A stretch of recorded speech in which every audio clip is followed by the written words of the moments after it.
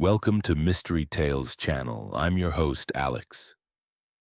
Today, we're diving into a brand new original mystery story in the classic style of Agatha Christie, featuring the legendary detective Hercule Poirot. This one's called Hercule Poirot and the Murky Business DARK. It's a long, immersive tale, perfect for settling in with a cup of tea or while you're on a relaxing drive. We'll be unfolding it across 10 chapters to keep the suspense building. If you're new here, hit that subscribe button and turn on notifications so you don't miss our next adventure. And tell me in the comments where you're listening from. London? A cozy estate somewhere? Or perhaps aboard a train like the Orient Express? Let's begin. Chapter 1. The Invitation to Murky Manor. The autumn of 1925 had wrapped London in a damp, pewter-colored shroud. From the tall windows of Whitehaven mansions, the Thames lay hidden beneath a slow-moving tide of fog that swallowed the gas lamps along the embankment and turned every hansom cab into a ghostly silhouette. Inside flat 203, a coal fire crackled with well-bred restraint, throwing golden flickers across walls lined with first editions, a small bronze Buddha, and a single-framed photograph of a younger Hercule Poirot standing beside the chief of the Brussels police. Hercule Poirot himself sat in a high-backed armchair upholstered in bottle green velvet. He wore a charcoal morning coat, waistcoat buttoned to the top, and a tie so precisely knotted it might have been measured with a micrometer. His legs, neatly crossed, ended in shoes so brilliantly polished they reflected the firelight like twin obsidian mirrors. A small porcelain cup of tisane rested on the table beside him. The scent of verbena drifted upward in delicate spirals. Poirot was, at that precise moment, engaged in one of his favorite rituals, doing absolutely nothing. The little gray cells, he liked to say, required periods of complete repose in order to function at their optimum. And so he sat, eyes half closed, the famous mustache waxed to symmetrical perfection, listening to the faint ticking of the ormolu clock on the mantelpiece. The peace was shattered by 3 measured knocks at the door. "Entree," Poirot called, not moving a muscle. Georges, his valet, entered with the silent efficiency of a well-oiled hinge. In his gloved hand he carried a silver salver upon which lay a single yellow envelope. "A telegram, monsieur, marked urgent." Poirot's eyelids lifted a fraction. Urgent telegrams were, in his experience, rarely dull. He took the envelope, slit it with a mother-of-pearl knife, and unfolded the flimsy sheet. The message was brief and peremptory. Poirot read it twice, then allowed himself the smallest of smiles. "Sir Reginald Dark," he murmured, tasting the name like a connoisseur sampling a new wine. "Tiens, the murky business, one supposes." He had, of course, heard of Sir Reginald. In the discreet clubs of St. James's and the smoking rooms of the better liners, the name Dark surfaced from time to time, always accompanied by lowered voices and meaningful pauses. Shipping magnate, owner of coal mines in Wales, collector of Oriental curios, and beneath the respectable veneer a man whose fortune had been built on ventures that preferred the cover of night. Smuggling of jade and opium during the war years, whispered some. Traffic in forged passports, said others. Nothing proven naturally. Sir Reginald was far too clever for that. Poirot folded the telegram with geometric precision. "Georges, we depart for the country tomorrow.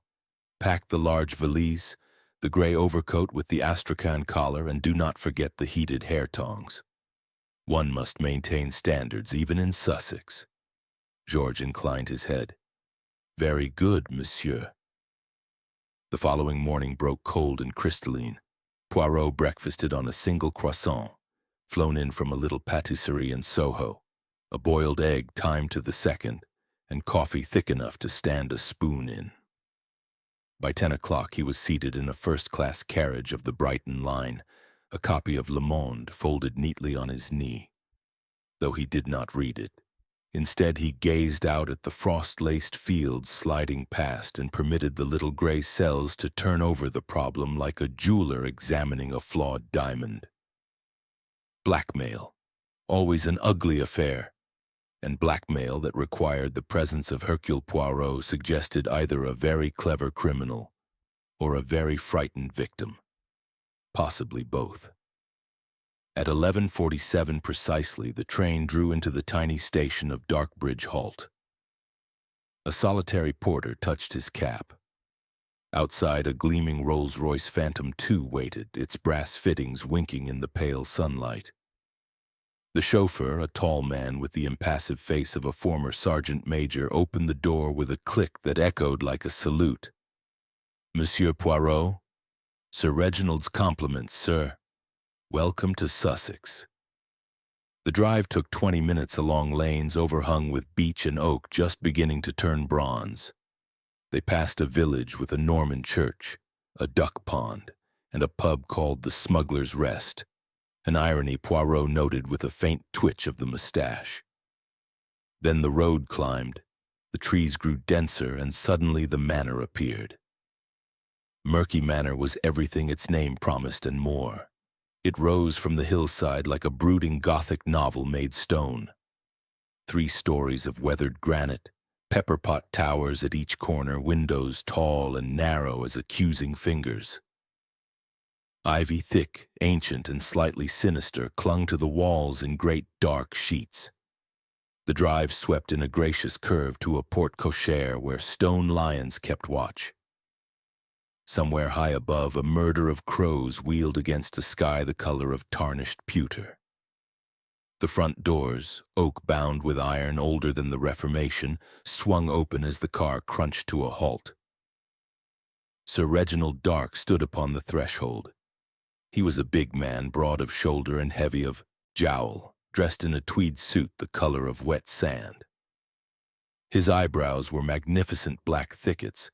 His eyes, small and shrewd, glinted beneath them like wet pebbles. A cigar smoldered between thick fingers. "Monsieur Poirot." His voice was a rumble, part Yorkshire coalfield, part Mayfair club. "By God, I'm glad to see you. Come in, come in.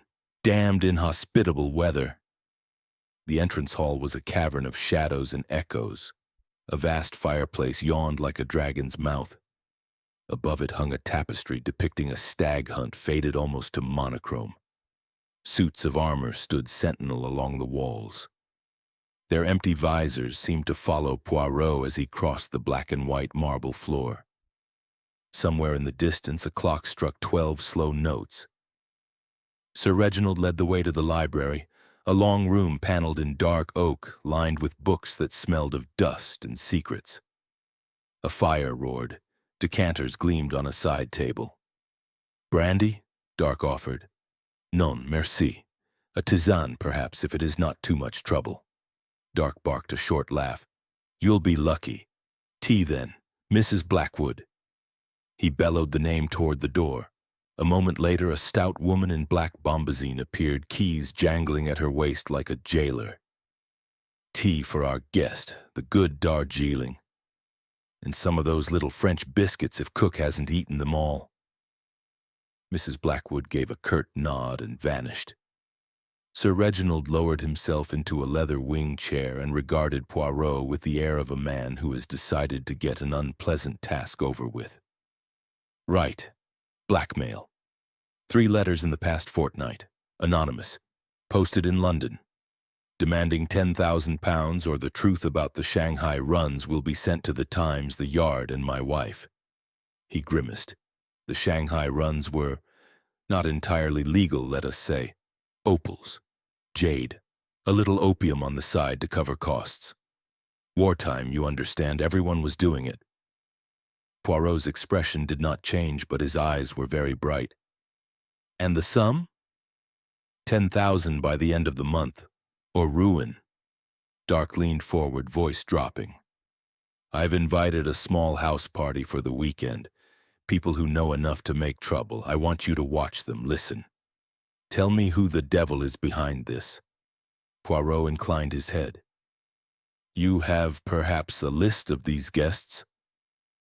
Dark reached into his pocket and produced a folded sheet. Poirot took it and read. Poirot folded the paper again. 6 suspects, most satisfactory.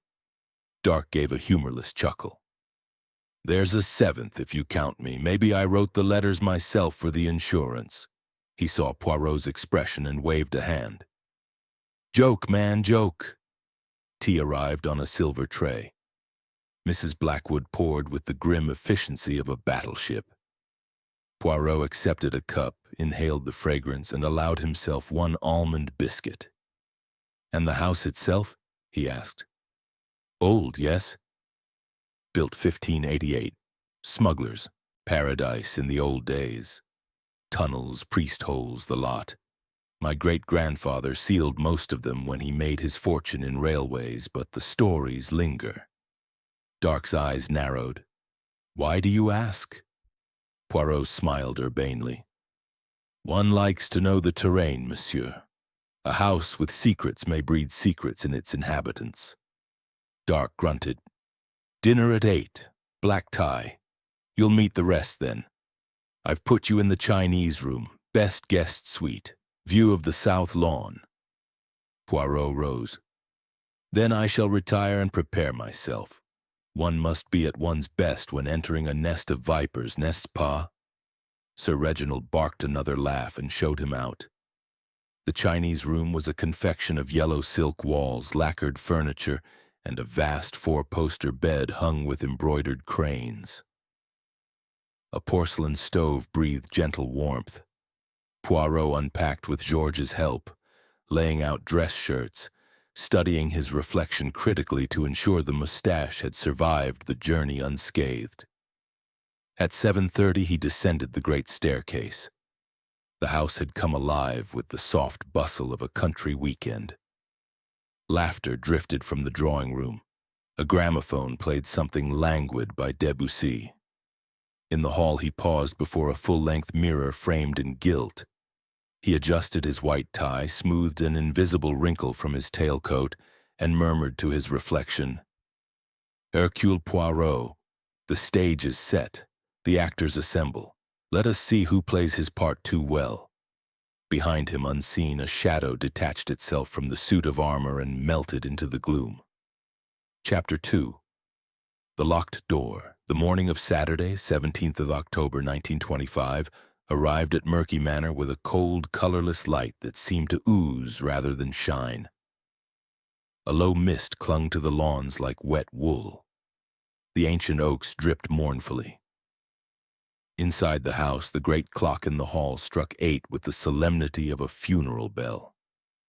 Hercule Poirot descended the staircase at precisely 8:15, immaculate in a dove-gray morning coat and a tie the exact shade of a pigeon's breast. He had slept well. The Chinese room's silk-hung bed was surprisingly comfortable, and George had drawn the curtains at dawn to let in just enough gray light to satisfy the detective's sense of order. The breakfast room smelled of bacon, kedgeree, and the faint metallic tang of English toast. Only 2 places were occupied. Lady Evelyn Dark, pale and exquisite in a peach-colored negligee, toyed with a slice of grapefruit. Her eyes were the color of winter's sea, and they flicked up as Poirot entered. Good morning, Monsieur Poirot. I trust you slept. Like a babe, madam. And you? She gave a brittle laugh. Hardly. This house creaks like an old ship. One hears every footstep. The other occupant was young Reggie Dark, the nephew, already attacking a plate of deviled kidneys with the enthusiasm of a man who has spent the night losing at cards. He greeted Poirot with a cheerful nod and a mouthful of toast. No one else appeared. Sir Reginald, Poirot was told by a nervous maid, had taken coffee in his study and left strict instructions that he was not to be disturbed until noon. Business, the maid whispered, as though the word itself might explode. Poirot ate sparingly, 1 poached egg, a single triangle of toast, black coffee, and observed. The absence of the host was unusual. The absence of the other guests was odder still. Victor Hargrove, Miss Thorne, Dr. Croft, even the redoubtable Mrs. Blackwood, all seemed to have evaporated. At 9:30, Poirot decided to pay a discreet visit to the study. He had noted its position the previous evening, a heavy oak door at the end of the west corridor fitted with a brass lock of the old-fashioned sort and a large iron key. The corridor was silent, carpeted in faded crimson that swallowed the sound of his patent leather shoes. He reached the door. It was closed. He knocked politely. No answer. He knocked again, louder. Still nothing. Poirot tried the handle.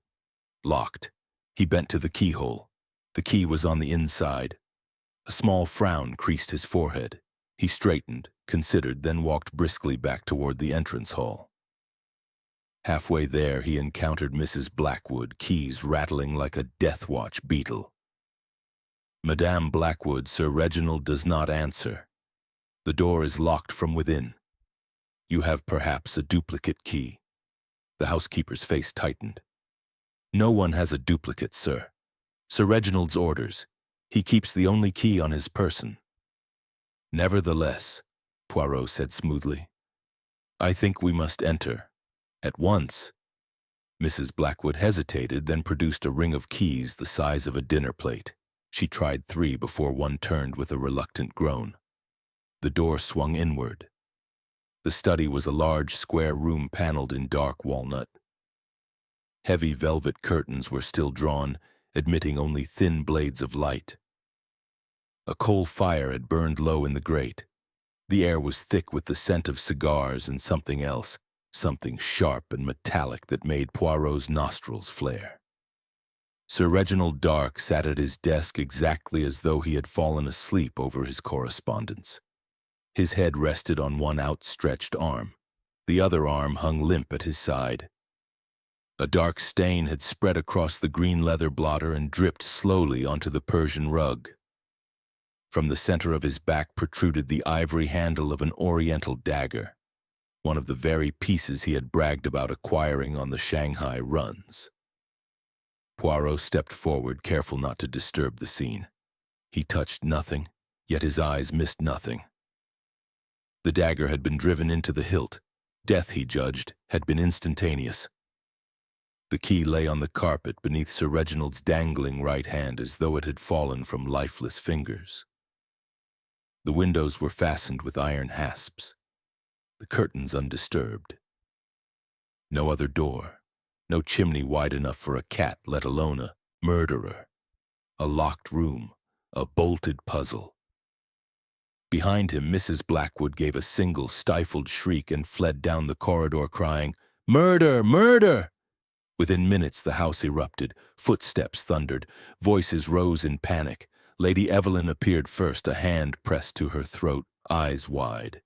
Victor Hargrove followed, hair tousled, tie askew. Miss Clara Thorne, pale as paper, clutched a handkerchief to her lips. Dr. Croft arrived, fastening his collar studs, medical bag already in hand. Young Reggie stumbled in last, still in dressing gown and slippers, face blotched with shock. Dr. Croft knelt beside the body. After a moment, he looked up. Dead several hours, between 1 and 3 in the morning, I should say. Single thrust, straight to the heart. Poirot stood motionless in the center of the room, hands clasped behind his back. "Observe, mes amis," he said quietly. The door locked from the inside, the key upon the floor, the windows bolted, no sign of struggle. And yet Sir Reginald is most thoroughly dead. He turned to the assembled company. Who was the last to see him alive? A babble of voices answered. Lady Evelyn. I said good night at 11. He was perfectly well. Hargrove. We played billiards until 12:30. He said he had letters to write. Miss Thorne, trembling. I took dictation until 12:15. He dismissed me. Reggie. I was in the smoking room until 1, heard nothing. Mrs. Blackwood recovered enough to speak. I locked up at midnight, all doors secure. Dr. Croft. I retired at 11:30. My room is directly above, not a sound. Poirot listened, eyes half closed. Then he asked a single question. And the dagger? It belongs to Sir Reginald, yes? Miss Thorne nodded. From the display case in this very room, he was showing it to Mr. Hargrove only yesterday. Poirot crossed to the glass-fronted cabinet. One space was empty, no fingerprints visible on the glass. Outside, the sound of motor tires on gravel announced the arrival of the local constabulary. A sergeant and 2 constables clumped in, helmets under arms. Poirot greeted the sergeant with a polite bow. You will, I am sure, wish to telephone Scotland Yard. Ask for Inspector Japp. Tell him Hercule Poirot is already here. The sergeant touched his helmet and hurried off. Poirot turned back, sides, to the silent, stricken group. Until the police arrive, no one leaves this house. The murder has been committed under our very noses in a room locked and bolted from within. Somewhere among us walks a killer of exceptional cunning. He allowed himself the smallest, saddest smile. But cunning, mes amis, is no match for the little gray cells. Hercule Poirot is on the scent. Chapter 3. Shadows of the Past. By 3:30 that same gray Saturday, Murky Manor had become an island. Constables stood at every outer door, telephone wires hummed between Darkbridge Halt and Scotland Yard. Journalists were already gathering like crows at the gates. Inside the library, the fire spat and hissed, throwing restless light across leather-bound volumes that had not been opened since the Boer War. Hercule Poirot had arranged 7 chairs in a precise semicircle. The suspects sat like schoolchildren summoned to the headmaster, each trying not to look at the others. Inspector Japp arrived at 4 o'clock sharp, red-faced from the drive, bowler hat dripping. "Poirot, you little devil," he growled, pumping the Belgian's hand. "Every time there's a locked room, you pop up like a jack-in-the-box." Poirot gave a modest bow. "It is my misfortune, mon ami, to be irresistible to impossible crimes." Japp grunted and took charge with the brisk efficiency of a man who preferred facts to fancies. Statements were taken, rooms searched, fingerprints dusted, though Poirot privately thought the murderer far too clever for such carelessness. At 6 o'clock, with dusk pressing against the tall windows, Poirot asked for silence. He stood before the fireplace, hands clasped behind his back, green eyes moving from face to face. "Mesdames et messieurs," he began softly, "we have a murder most ingenious. A man stabbed in a locked room, the key inside, the windows bolted, no tunnel, no ladder, no secret panel yet. But before we ask how, we must ask why. And for why, we must look into shadows of the past." He turned to Lady Evelyn. "Madame, you have been married to Sir Reginald for 8 years. Was he a kind man?" She lifted her chin. "He was complicated. Complicated men make complicated enemies. Tell me about the Shanghai runs." A collective intake of breath. Lady Evelyn's gloved fingers tightened on her handkerchief. "I knew only what everyone knew. Reginald brought home beautiful things. I did not ask how." Poirot's gaze shifted to Victor Hargrove. The business partner had changed into a charcoal suit, but his eyes were bloodshot. "Monsieur Hargrove, you handled the accounts. £10,000 is missing from the last quarter. An oversight?" Hargrove flushed. "A temporary rearrangement of funds. Reginald approved." "Did he?" Poirot asked gently. "Or did he discover the rearrangement only last week?" Hargrove opened his mouth, closed it again. Miss Clara Thorne sat very straight, spectacles glinting. Poirot addressed her next. "Mademoiselle, you typed every letter, filed every invoice. You knew where the bodies were buried, n'est-ce pas?" A nervous laugh escaped Reggie. Miss Thorne did not smile. "I was loyal," she said in a small voice.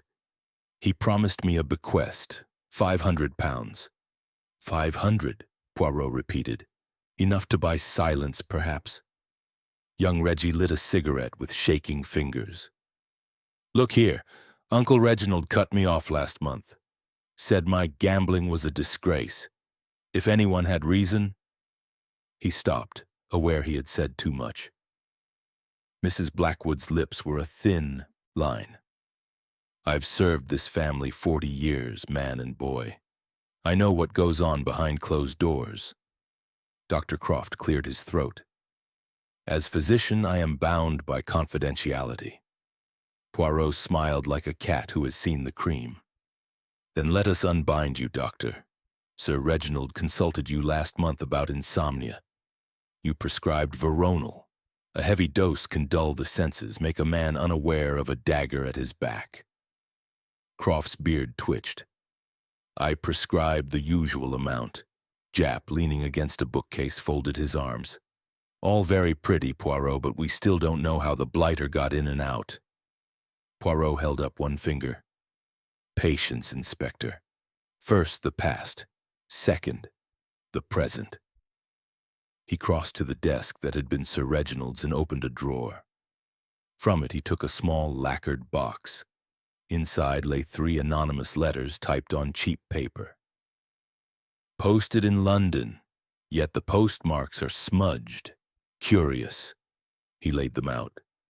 The first demands 5,000, the second 8, the third 10, each more threatening. Someone was growing bold.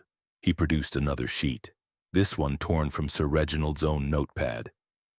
And this, found beneath the blotter, written in Sir Reginald's hand only hours before death. He read aloud. The blackmailer is one of the weekend guests. I have proof. Tonight I confront... The sentence ended in a scrawl where the pen had fallen. Silence fell, thick as the fog outside. Poirot continued. Sir Reginald intended to unmask his tormentor at dinner. Instead, the tormentor struck first. He moved to the display cabinet, opened it, and lifted out a small jade Buddha. This piece arrived last month from Shanghai. Inside, concealed in the base, was a slip of paper. He held it up. A list of dates and payments. Someone in this room was paid to look the other way while crates were unloaded at Southampton. He let that settle. Lady Evelyn's eyes filled with tears. Hargrove stared at the carpet. Miss Thorne's knuckles were white. Reggie stubbed out his cigarette with unnecessary force. Mrs. Blackwood's keys jingled, though she had not moved. Dr. Croft adjusted his collar. Poirot replaced the Buddha. Now we know why. Greed, fear, revenge. Each of you has tasted one or more. But the how, that is for tomorrow. Jap scratched his head. You're enjoying this, aren't you? Immensely, Poirot admitted. A locked room is like a sonnet. Every word must fit or the rhyme collapses. He turned to the group. No one will leave the manor tonight. The local constable will remain on guard. At 10 o'clock tomorrow we reassemble here. By then, Hercule Poirot will have arranged the pieces. As the suspects filed out, Lady Evelyn lingered. Monsieur, she whispered, if it was one of us, will you be gentle? Poirot's eyes softened. Justice, madame, is never gentle, but truth can be merciful. She left. The door closed. Jap lit his pipe. Well, Poirot? The little Belgian rubbed his hands together. Tomorrow, mon ami, we measure windows, we examine keys, we listen to the house breathe, and somewhere in the breathing we will hear the murderer's heartbeat. Outside, the fog pressed closer, swallowing the last of the light. Somewhere in the walls, a board creaked, though no foot had touched it. Chapter 4. Veils of Deception. Sunday morning broke raw and wet. Rain lashed the tall windows of Murky Manor like thrown gravel. Inside the breakfast room, no one spoke. The kedgeree had congealed. The toast lay cold. Only the ticking of the grandfather clock dared to break the silence. At 10 o'clock precisely, Poirot entered the library carrying a small leather notebook and a measuring tape. Inspector Japp followed, looking as though he had slept in his overcoat. The 7 suspects were already seated, eyes ringed with sleepless violet. Poirot wasted no time on pleasantries. "Today," he announced, "we lift the veils, one by one." He began with the room itself. Japp had stationed a constable at the study door. Yellow tape now crisscrossed the entrance like a wound. Poirot requested silence, then walked the study alone for 7 measured minutes. When he returned, his face was grave. "No secret passage," he declared. "I have tapped every panel, lifted every rug. The floor is solid oak on stone. The chimney narrows to 8 inches. Impossible. The windows are barred on the inside with iron hasps rusted shut for decades. The door is 1 inch thick, the lock Yale pattern, the key still on the inside." He paused. "Yet a man is dead. Ergo, the impossible has occurred." He opened his notebook. "Let us examine the veils of deception each of you has worn. First veil, Lady Evelyn." Poirot produced a small bundle of letters tied with pale blue ribbon. "Found hidden beneath a cushion in the morning room. Addressed to my darling V. Signed E. Passionate, recent. The handwriting is yours, madame." Lady Evelyn went white. "They are private." "Murder makes nothing private." "V is Victor Hargrove, yes?" She nodded, tears brimming. Hargrove shifted uncomfortably. Second veil, Victor Hargrove. Poirot laid a ledger on the table. "Borrowed from your London office, monsieur. Entries in your hand. £10,000 diverted to an account in Zurich. Sir Reginald discovered this on Friday. He underlined the sum in red." Hargrove's smirk vanished. "A loan I intended to repay." "Intentions," Poirot said softly, "do not interest the dead." Third veil, Miss Clara Thorne. From his pocket, Poirot drew a single sheet of cheap paper. "The third blackmail letter, typed on the same Remington machine that sits in your office, mademoiselle. The E key is misaligned. Identical." Miss Thorne's glasses slipped to the end of her nose. "Anyone could have used it. Anyone did not. You were alone with it until midnight." Fourth veil, Reggie Dark. Poirot produced a blood-stained handkerchief monogrammed R.D. "Found this morning in the rose bed beneath the study window. Planted, perhaps. Yet the blood is Sir Reginald's." Reggie leapt up.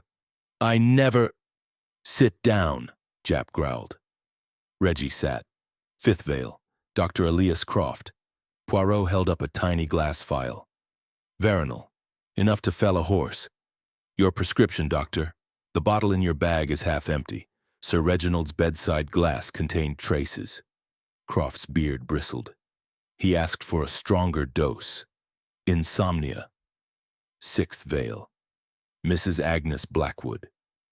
Poirot placed a brass key on the table. "Found this morning behind the grandfather clock. It fits the study door. You told us no duplicate existed." Mrs. Blackwood's face remained stone. "I never saw it before." Poirot stepped back, surveying them like a painter admiring a canvas.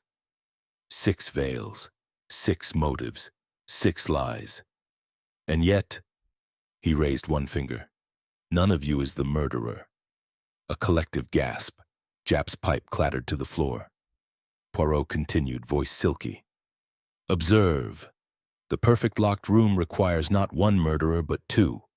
One inside the room, one outside." He turned to the French windows that opened onto the terrace. Rain still sheeted down. "Last night, the storm was violent. At 2 o'clock, the house lost electricity for exactly 11 minutes. The gardener confirms the fuse blew. In those 11 minutes of darkness, someone entered the study from the terrace. The French windows were unlatched from within by Sir Reginald himself." Lady Evelyn frowned. "But they were found bolted this morning."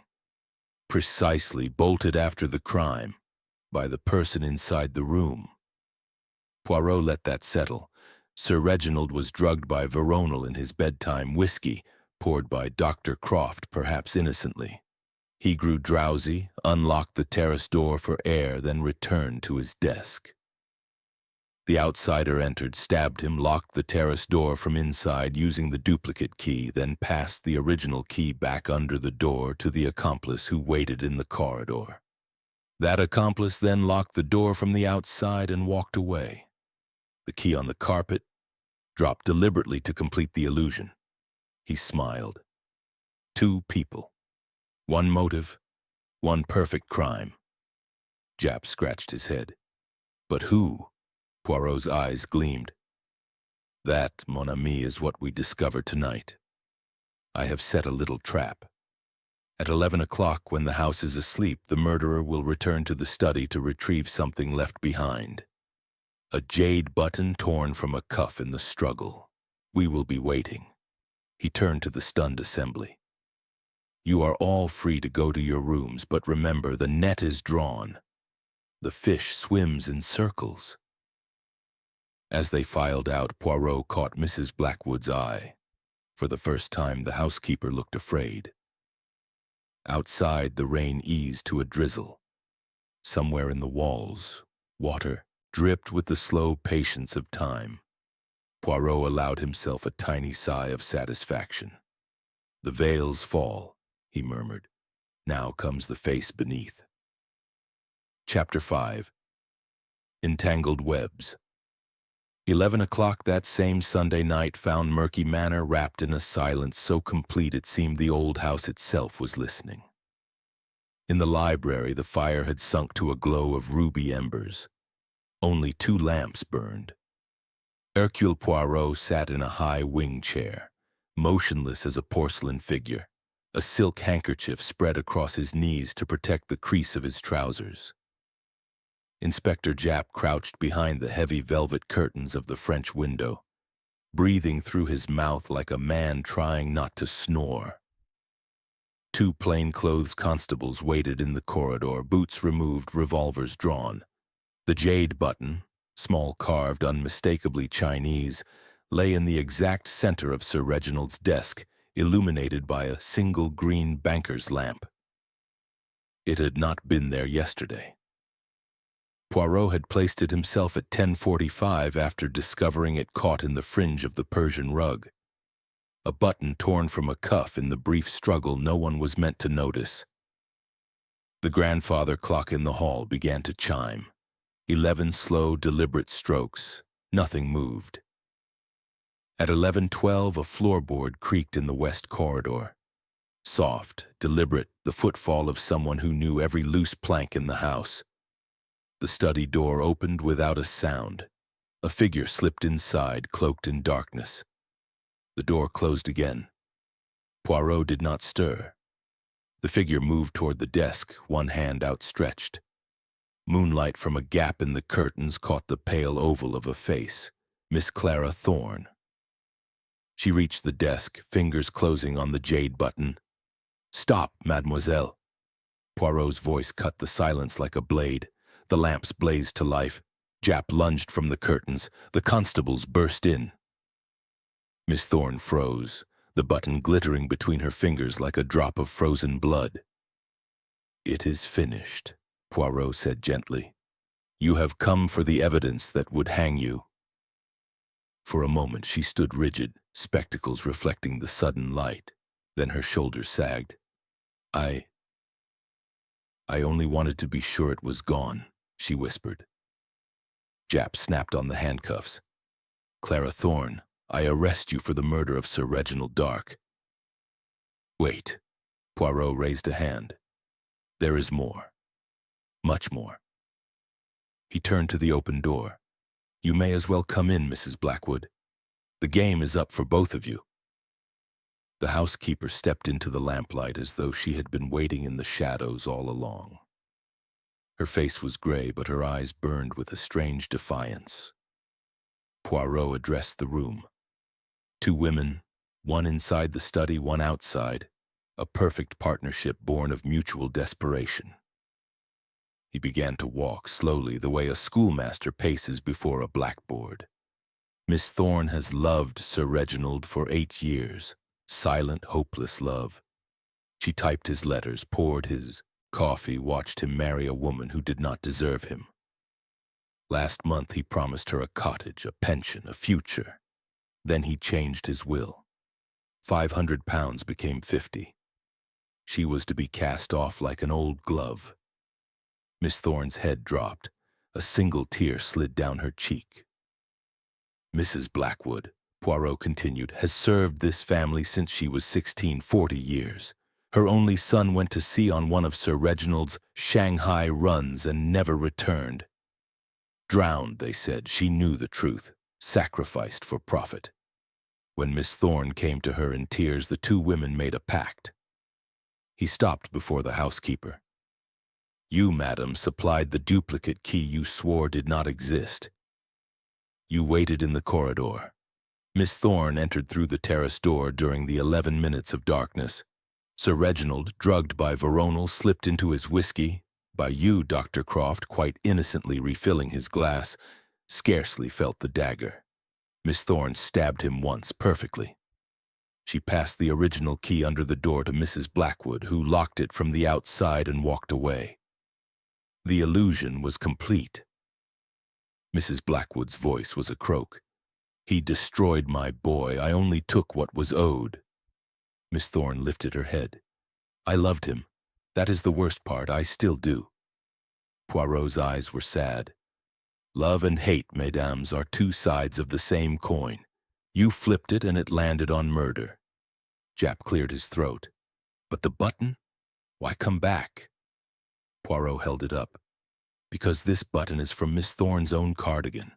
In the dark, she did not notice it tear away. When she realized, panic set in. A single jade button would betray her. He turned to the others who had been summoned and now crowded the doorway. Lady Evelyn, Hargrove, Reggie, Dr. Croft. Faces pale in the lamplight. You are all innocent of the act, yet none of you are innocent. Greed, deceit, betrayal. Each of you spun a thread in the web that strangled Sir Reginald, but only two held the knife. He bowed slightly to the prisoners. Messieurs les constables, you may take them. As Miss Thorne was led away, she paused beside Poirot.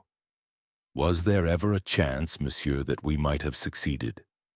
Poirot considered. For a little while, yes. But truth, mademoiselle, is like daylight. It always finds the crack. Mrs. Blackwood said nothing. Her keys no longer jingled. They had been taken from her. When the door closed behind them, the library seemed suddenly larger, colder. Japp lit his pipe with shaking hands. Neat as a jigsaw, Poirot, but dashed unpleasant. Poirot sank into a chair, suddenly weary. Unpleasant, yes, and yet orderly. The little gray cells, they are satisfied. Outside, the rain had stopped. A thin moon silvered the wet lawns. Somewhere far off, a night bird called once and was silent. The web was broken. The spiders were caught. Chapter 6. The Revelation. Monday morning arrived at Murky Manor with a hard, bright frost that turned every blade of grass into a silver needle. The house felt hollow, as though the murder had sucked the warmth from its very stones. At 11 o'clock, the library was crowded. Every servant had been given leave to listen from the doorway. The local constables stood at attention. A shorthand writer from Scotland Yard sat ready. In the center of the room, beneath the portrait of a bewigged, dark ancestor, Hercule Poirot had arranged 8 chairs in a perfect circle. Miss Clara Thorne and Mrs. Agnes Blackwood sat side by side, pale but composed, wrists free now that formal charges had been laid. The remaining 5 guests, Lady Evelyn, Victor Hargrove, Reggie Dark, Dr. Croft, and the silent maid who had brought morning tea, waited in varying shades of dread. Inspector Japp leaned against the mantel, arms folded, pipe unlit out of respect for the occasion. Poirot entered last. He wore a black morning coat and a tie of somber gray, as though attending a funeral, which in a way he was. He did not sit. Instead, he stood in the middle of the circle, hands clasped behind his back, and began to speak in that quiet, precise voice that somehow filled every corner of the room. Mesdames et messieurs, we have reached the moment of truth.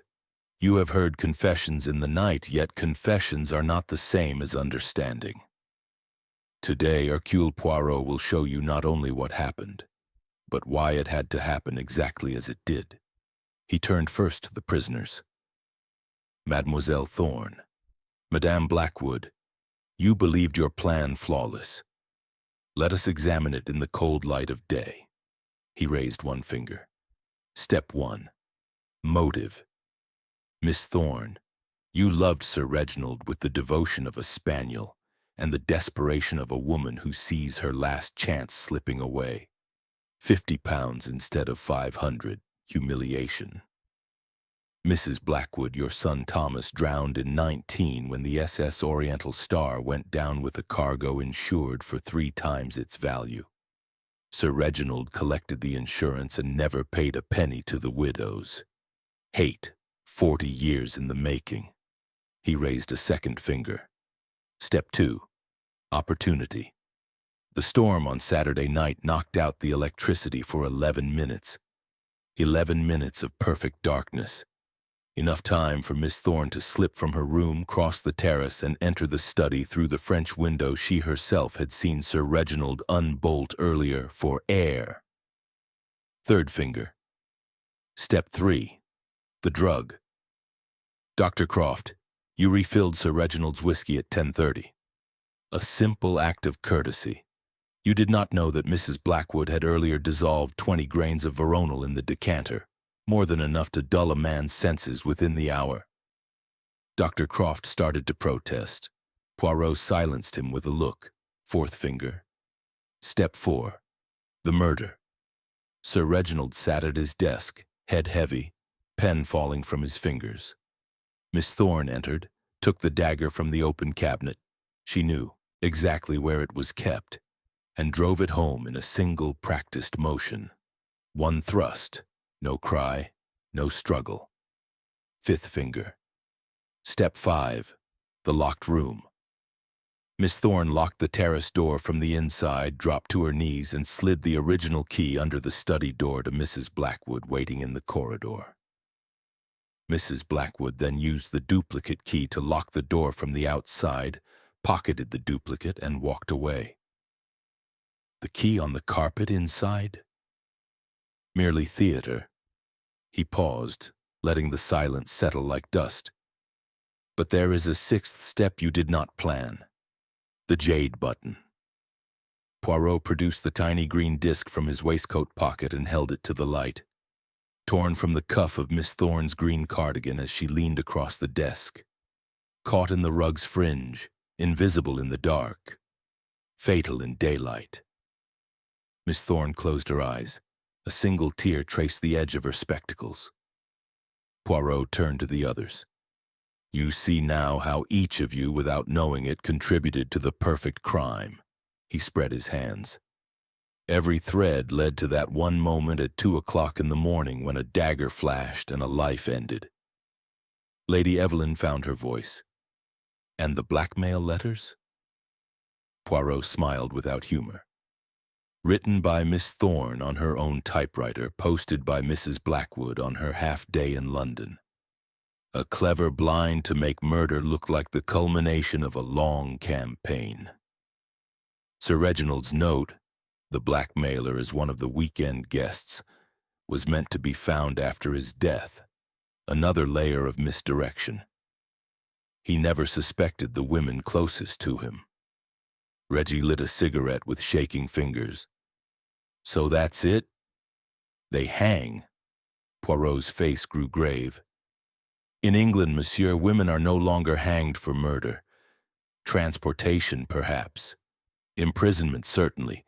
But the greater punishment is memory. Miss Thorne will remember every day that she killed the man she loved. Mrs. Blackwood will remember that vengeance 40 years delayed tasted only of ash. He turned to the prisoners. Have you anything to say? Miss Thorne looked up, voice steady now. only that I am sorry it had to be the dagger. I wanted him to feel no pain." Mrs. Blackwood spoke for the first time, her voice rough as gravel. "My boy Thomas was 22. He had his mother's eyes. Sir Reginald never even learned his name." Silence fell, heavier than any verdict.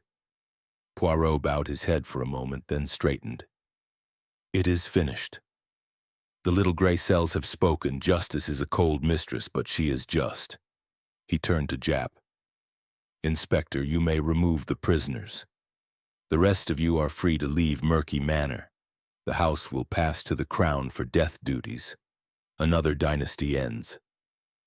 As Miss Thorne and Mrs. Blackwood were led away, Poirot caught the housekeeper's eye. For an instant the stern mask slipped, and he saw a mother's grief as raw as the day she had lost her son. Then the mask returned, and she was gone. Chapter 7. Justice served Tuesday dawned clear and mercilessly bright. For the first time in days, the sky over Sussex was a hard, cold blue, as though the heavens themselves had washed away the fog to watch what came next. At 10 o'clock, 2 Black Maria vans crunched up the gravel drive of Murky Manor. Reporters had been kept behind the gates, but their cameras still flashed like lightning.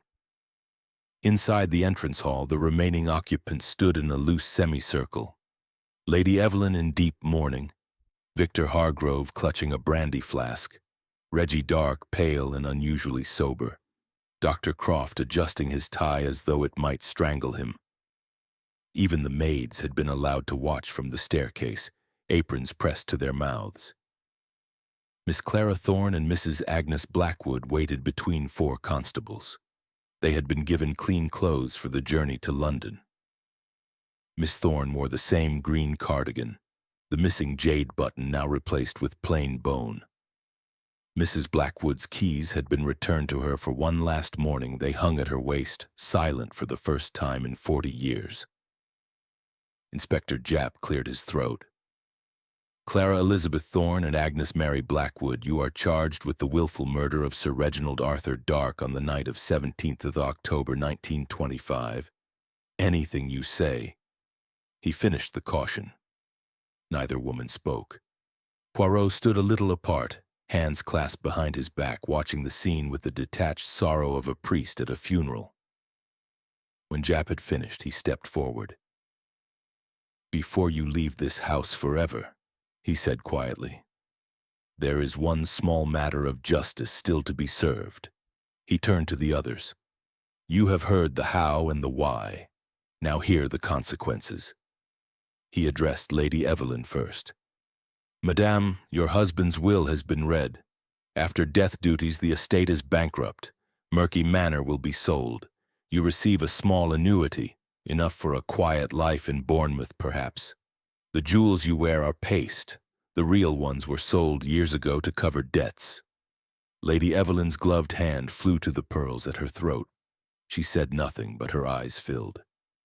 Next, Victor Hargrove. "Monsieur, Scotland Yard's fraud squad awaits you in London. £10,000 embezzled, another 8,000 in forged bills of lading.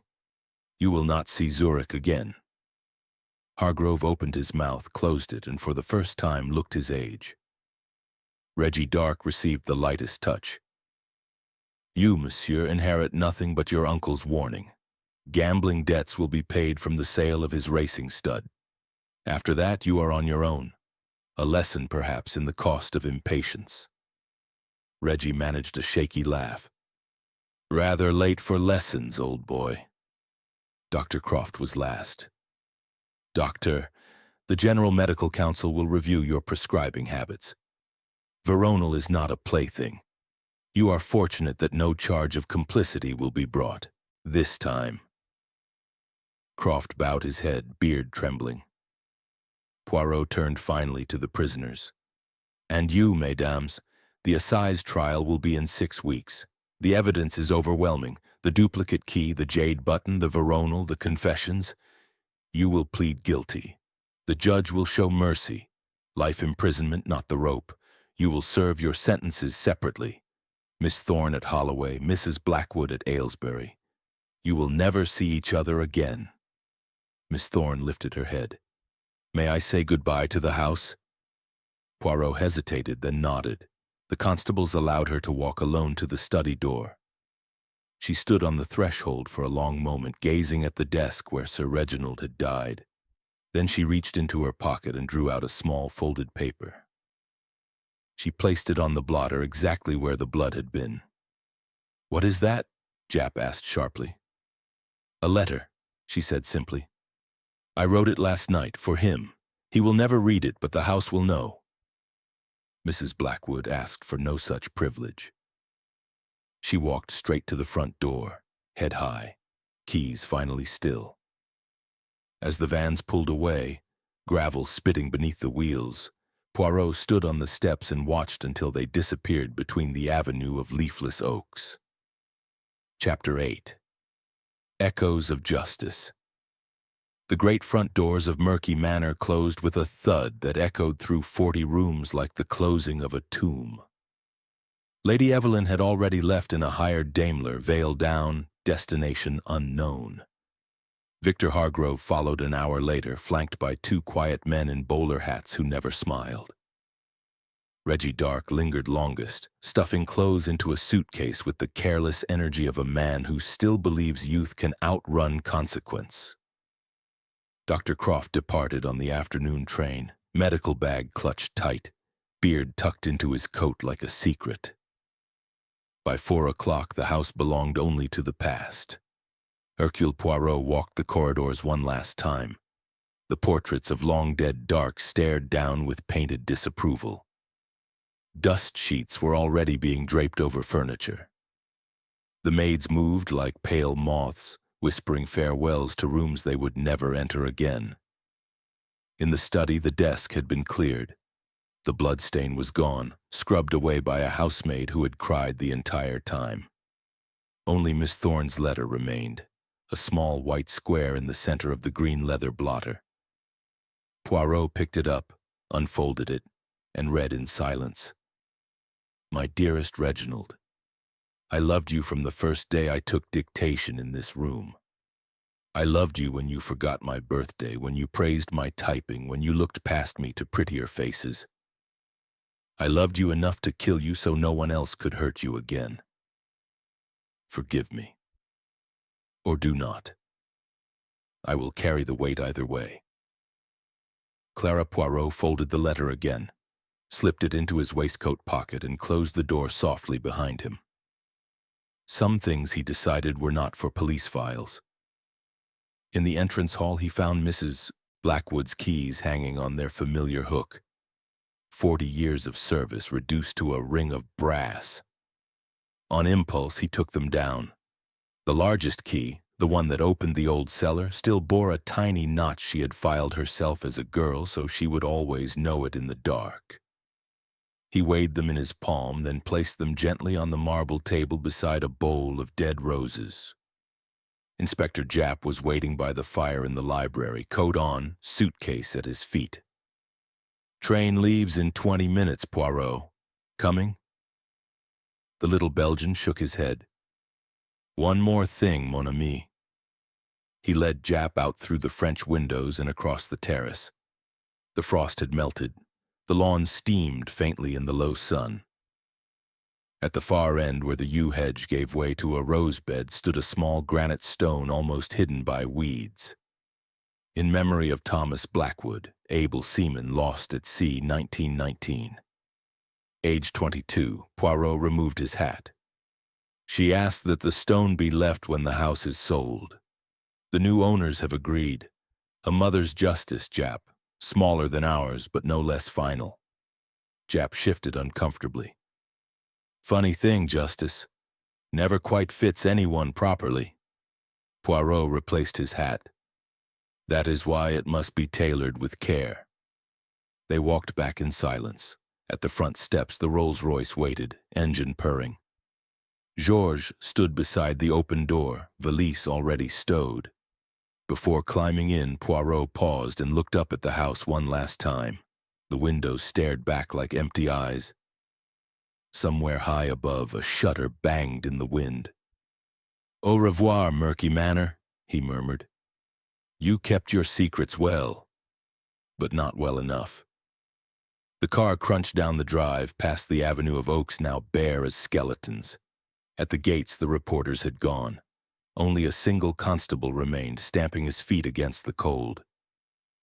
He saluted as the rolls swept through.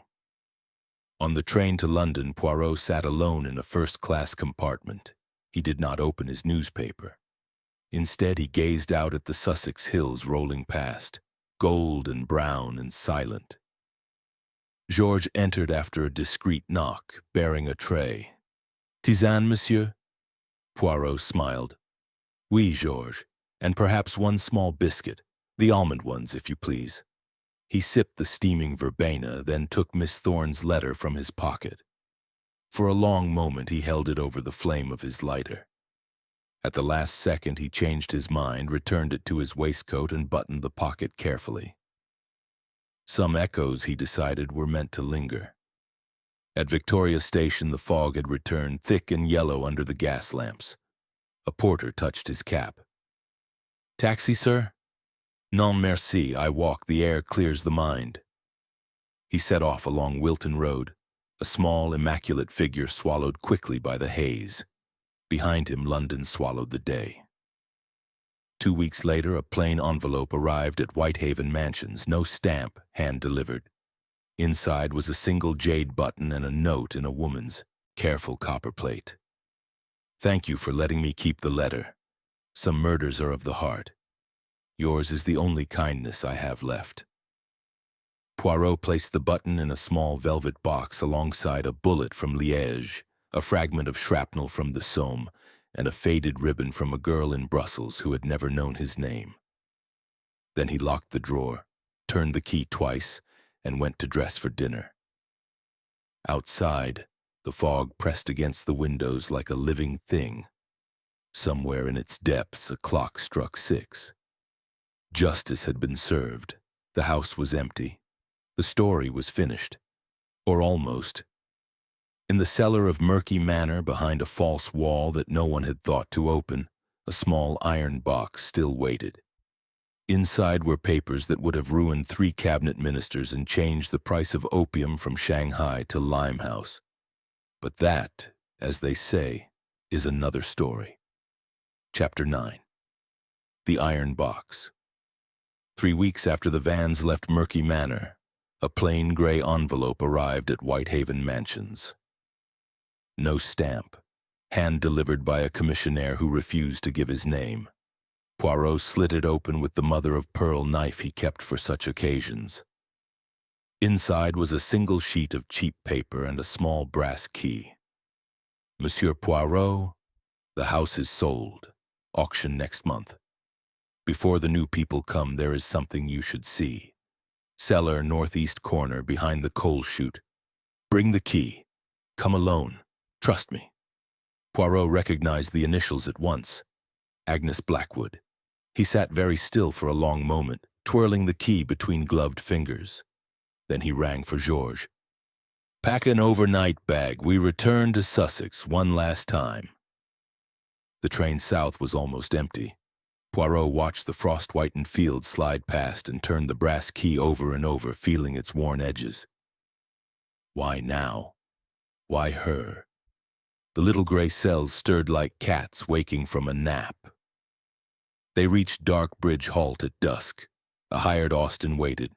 The driver, a taciturn local, said nothing as they wound through lanes now stripped bare by winter. Murky Manor rose ahead, windows blind, chimneys cold. The gate stood open. A board read, "For sale, Savills." Inside, the house smelled of damp and absence. Dust sheets covered everything like shrouds. Poirot's footsteps echoed. Georges waited in the hall with the suitcase. "Stay here," Poirot instructed. "If I am not back in 30 minutes, telephone Inspector Japp." He descended the stone stairs to the cellar alone, the brass key cold in his palm. The cellar was a warren of brick arches and cobwebs. Sacks of long-forgotten coal sagged against the wall. His torch beam picked out the northeast corner. a low iron door set into the brick, almost hidden by the chute. The lock was old, but the key turned with a soft click. Behind the door lay a narrow chamber no one had entered in years. In the center stood a small iron box, army surplus, painted olive drab. A padlock hung open. Poirot lifted the lid. Inside were 3 leather-bound thumb ledgers, a bundle of photographs, and a stack of letters tied with red tape. He opened the first ledger. Page after page of neat entries. Dates, ship names, ports, cargo weights. Opium from Calcutta.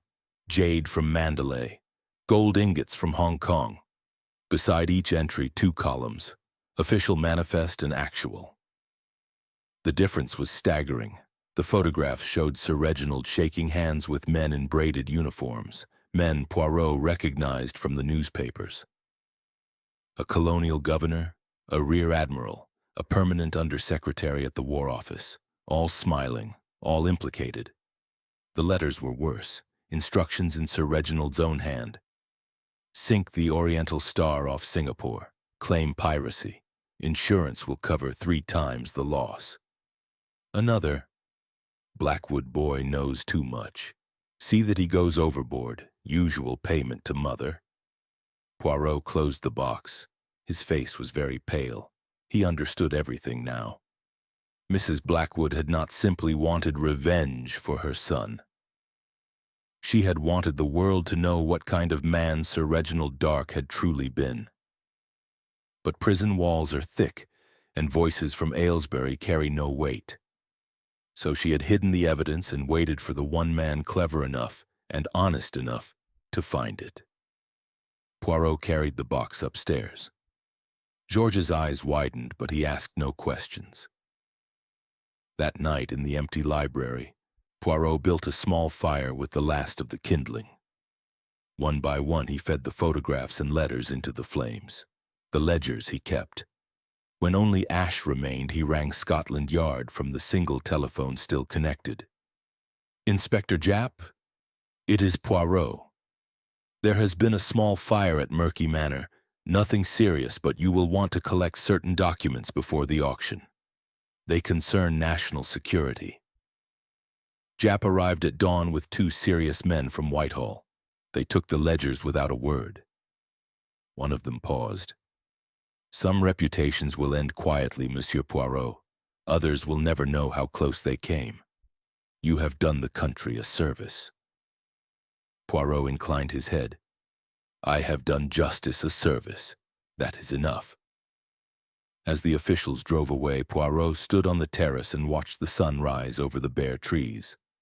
The house looked smaller now, almost ordinary. Georges appeared with a tray. "Breakfast, monsieur?" "Non, Georges, only coffee, and then we go home." Before leaving, Poirot walked once more to the little granite stone beneath the yew hedge. He laid a single white camellia from the deserted conservatory at its base. "Madame Blackwood will never see this," he said softly, "but the earth will know." The rolls purred away down the drive. In the rear-view mirror, Murky Manor shrank to a child's toy, then vanished. Back in London, a second envelope waited. This one bore a Holloway prison postmark. "Monsieur Poirot, they tell me the ledgers are gone. The men in photographs will sleep easy. But Thomas's name is cleared in the only place that matters. My heart. Thank you for giving a mother the only justice she ever wanted." Poirot placed the letter in the same velvet box as the jade button. Then he locked the drawer, turned the key twice, and went to water his hyacinths. Outside, London woke to another gray morning. Somewhere a clock struck 9. The murky business was finally truly dark. Chapter 10. Farewell. To Murky Manor, the 11:15 from Darkbridge halt pulled out exactly on time, as all good English trains pretend to do. Hercule Poirot sat alone in a first-class compartment, window cracked just enough for the cold air to keep him awake. The carriage smelled of coal smoke and polished wood. Outside, Sussex slid past in gentle watercolor strokes, hedgerows black with winter, church spires pricking a pearl-gray sky, sheep huddled like forgotten cotton bales. Georges had been sent ahead to London with the luggage. Poirot wanted these last miles to himself. He placed his gray suede gloves neatly on the seat opposite, laid his walking stick across them like a sword, and took from his pocket the small velvet box he had not opened since Holloway. Inside lay the jade button and 2 folded letters, one from a secretary who had loved too much, one from a mother who had waited 40 years for justice. He turned the button over in his palm. It caught the pale light and threw back a tiny green flame. "Tiens," he murmured. A little piece of Shanghai that traveled all the way to an English cellar only to end in a Belgian pocket. Life is strange, n'est-ce pas? The train rattled over points. A porter passed in the corridor whistling Tipperary. Poirot closed the box and returned it to his waistcoat, buttoning the pocket with care. At the next station, a young woman boarded with a baby wrapped in pink wool. She hesitated, then took the seat opposite. The child stared at Poirot with enormous blue eyes and offered him a sticky rusk. Poirot accepted it gravely. "Merci, mademoiselle. One must never refuse a gift offered with an open heart." The mother smiled. "Going far?" "To London, and then perhaps a little further." She nodded, understanding more than he had said. Mothers usually do. Between Redhill and East Croydon, the landscape changed. Frost gave way to soot, fields to brick. London announced itself with a smell of coal and wet pavements.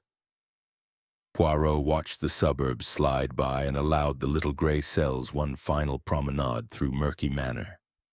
He saw again the study door locked from within, the dagger's ivory handle, the jade button glowing on the rug like an accusing eye. He heard Miss Thorne's quiet confession, Mrs. Blackwood's keys finally silent. He remembered the camellia he had laid on a sailor's stone and the ledgers burning in the library grate while 3 reputations died without a sound. And he understood with the clarity that comes only at the end of a long journey that justice is never tidy. It is a patchwork quilt. 1 square for the law, 1 for mercy, 1 for memory, and many left ragged because no thread is long enough to sew them all. The train slowed. Platforms, porters, steam. London. Georges waited on the concourse, valise at his feet. "Welcome home, monsieur." Poirot stepped down, inhaling the familiar fog. "Home, Georges?" "Oui. Though today it feels larger than usual." They took a taxi through streets already twinkling with early Christmas lights. At Whitehaven Mansions, the porter touched his cap. The lift carried them smoothly upward. Inside the flat, everything was exactly as it should be. The fire laid, the hyacinths blooming on the windowsill, the silver tray with the post neatly arranged. Poirot removed his overcoat, hung it with precision, and went straight to the small wall safe behind the Fragonard print. He opened it, placed the velvet box inside beside a photograph of a woman he had once loved in Brussels, and closed the door with a soft click. Then he did something he had not done in years. He poured himself a small glass of crème de menthe, no tisane tonight, and carried it to the window. London lay below him, a glittering carpet of fog and gold. Somewhere out there, 2 women sat in separate cells, one counting the days until she could plant a garden, the other counting nothing at all. Somewhere a manor house waited for strangers who would never know its ghosts. Somewhere a sailor's stone kept watch beneath a yew hedge, a single white camellia already browning at the edges. Poirot raised his glass to the night. "To absent friends," he said quietly. "To secrets that stayed buried, and to those that refused. To love that kills, and to justice that merely wounds." He drank, set the glass down, and turned away from the window. Georges appeared in the doorway. "Dinner in 20 minutes, monsieur. The soul, as you like it." "Excellent, Georges. And after dinner, perhaps a little music, the new record of Monsieur Cortot playing Chopin. He crossed to his desk, took a fresh sheet of his pale green notepaper, and began to write in his neat continental hand. My dear Hastings, you will laugh when I tell you I have just returned from a house where the clocks ran backwards, and the keys told more truth than the people who carried them. Outside, the fog thickened. A clock struck 7. London settled into its winter evening, unaware that a small Belgian with a magnificent moustache had once again put the world in order. Murky Manor was no more. The murky business was dark, and Hercule Poirot, for the first time in weeks, allowed himself a small, perfectly symmetrical smile. And that, my friends, is the final page. The train has reached the station, the fire is out, the camellia has fallen. Thank you, from Lahore to Gwadar, from Skardu to Karachi, for walking every foggy step with me. If this story kept you company on a long drive, a quiet night shift, or a cold rooftop, then it was worth every word. Tell me in the comments where you listened, from today, who your final suspect was, and whether you'd like another Poirot winter tale before the year ends.